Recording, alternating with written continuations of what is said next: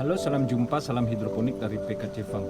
Di kesempatan kali ini saya akan menjelaskan sedikit bagaimana cara memulai berkebun secara hidroponik.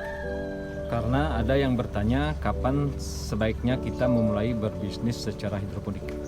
Sebelum saya melanjutkan video ini, bagi yang baru menemukan channel ini silahkan subscribe, share, dan komen agar kita bisa bersama-sama belajar bertani dan berkebun, baik itu secara hidroponik ataupun konvensional. Dan bagi yang sudah mensubscribe video ini, saya ucapkan terima kasih. Baik teman-teman, mari kita lanjutkan video ini. Di masa pandemi seperti sekarang ini, banyak di antara kita yang mencari kesibukan untuk mengisi waktu luang. Ada yang hobi memancing, hobi merawat bonsai, dan bertani. Nah, di video kali ini saya akan menjelaskan bagaimana memulai bertani secara hidroponik agar kita bisa belajar bersama-sama, teman-teman. Baik teman-teman, bertani secara hidroponik yaitu bertani hanya memanfaatkan air sebagai media tanam, teman-teman. Jadi kita memfokuskan atau memanfaatkan nutrisi sebagai pembesaran tanaman yang akan kita tanam di sayuran seperti ini secara hidroponik, teman-teman. Nah, ada beberapa langkah atau tips yang bisa kita lakukan apabila kita ingin memulai bercocok tanam secara hidroponik di skala rumahan. Sebagai pemula, kita harus memulai dengan langkah-langkah sebagai berikut, teman-teman. Langkah atau tips yang pertama yaitu niat untuk memulai, yang artinya kita harus benar-benar mempunyai niat untuk memulai bercocok tanam atau berbudidaya tanaman secara hidroponik. Dan jangan gengsi untuk belajar dan bertanya kepada salah satu teman yang lebih dulu memulai berbisnis atau bercocok tanam secara hidroponik.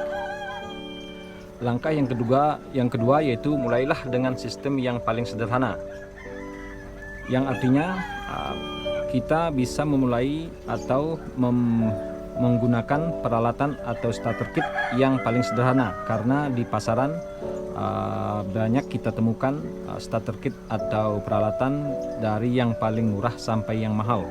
Jadi alangkah baiknya kita memulai yang baru ingin memulai berhidroponik, mulailah dengan starter kit yang paling murah seperti botol bekas, styrofoam bekas buah, jerigen bekas, dan yang lainnya, teman-teman.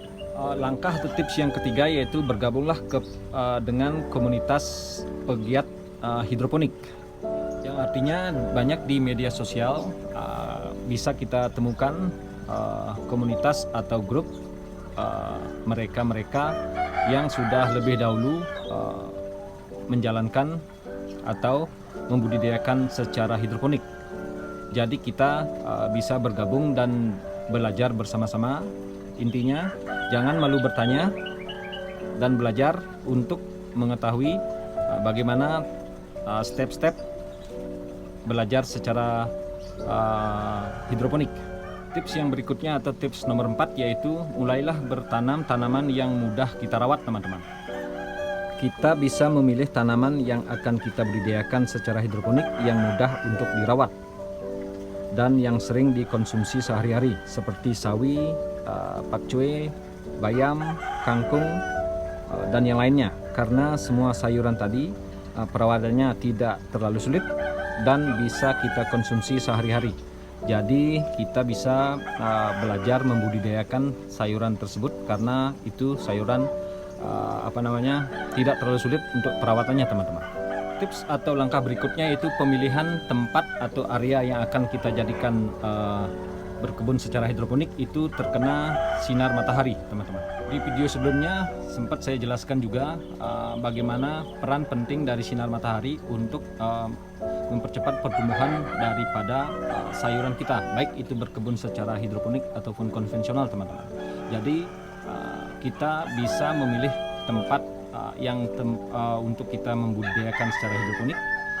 Minimal kena sinar matahari dari pagi sampai sore atau minimal 5 jam sehari, teman-teman. Jadi apabila kita bisa memilih tempat yang full sinar matahari, bisa menunjang pertumbuhan sayuran kita secara hidroponik tumbuh subur, teman-teman. Jadi bercocok tanam memakai sistem hidroponik tidaklah sulit apabila kita mempunyai niat yang betul-betul untuk belajar, dan jangan malu bertanya kepada mereka-mereka yang lebih dulu memulai berbisnis secara hidroponik.